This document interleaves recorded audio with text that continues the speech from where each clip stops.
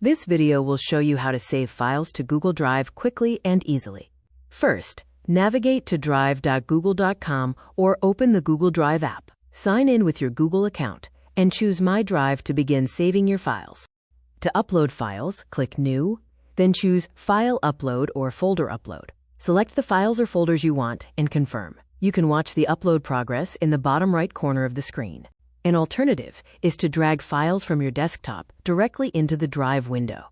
You can drop them into a specific folder to save them there. You can also right-click uploaded files to rename or move them.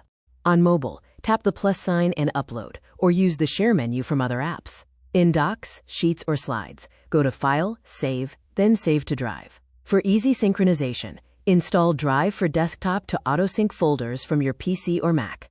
Organize your Drive by creating folders and using colors or labels. Right-click and choose Share to set access and permissions. Use search and filters to find files quickly. Finally, enable offline access and backup to keep your files available and safe.